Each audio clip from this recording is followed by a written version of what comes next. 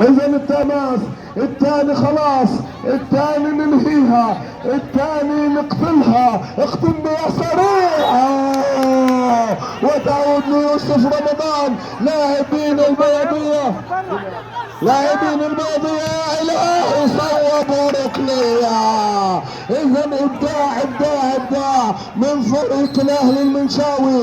فريق الاهلي يا سادة يتألق كالعادة في لقاءات لم يهزم حتى الان، واذا فاز سيصل للنقطة السابعة. واللقاء الماضي امام جزيرة المنتصر تعادل في الدقيقة الاخيرة. اذا عادت لحماد شعبان، حماد شعبان، ولكن تصل لعبد الله السريع او اللاعب محمد. تعود لعبد الله نجم الماتش ونجم الشباك السريع. عبد الله يا ولد يا ولد على الشخصية، مسكها في قدمه ولعبها، ولكن تحرك وليد قبل ان تلعب. عادت ليوسف امامية، ولكن يا اخي محمد عز لمسها بايده بدون داعي حقيقة. اللاعب مؤمن في ضربة الجزاء. تحياتنا طبعا للاسطورة بكل تأكيد، المسحرات يا المتميز، مسحرات الصعيد وايام سيد مكاوي والشاعر سيد حجاب.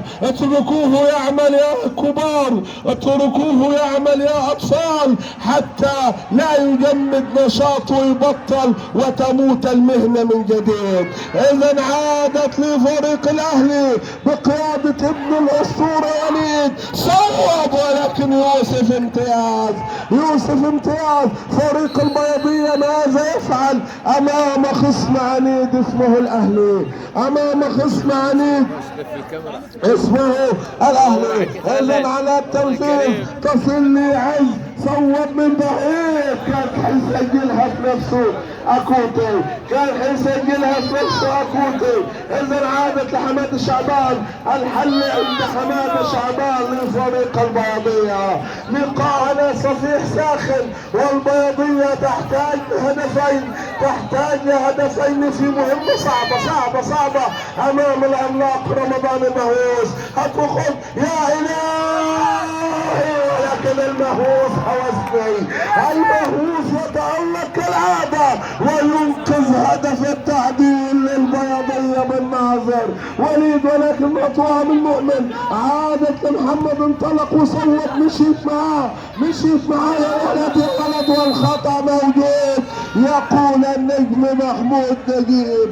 اذا بطولة على صفيح ساخن، بطولة الكبار يا اخي. اذا بطولة الكل يتمنى التكميل فيها. انتقل التماس الناحية الثانية لان خبطت في مدافع البيضية. البيضية لم تسقط،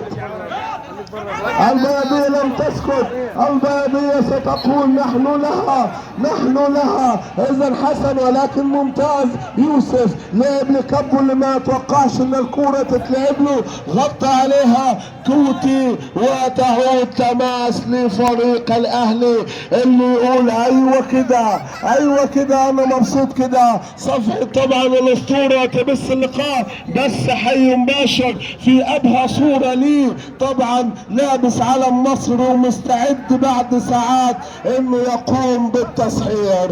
اذا تعود ليوسف، تعود للاعب كابو. البيضية لم تصمد. اللقاء صعب،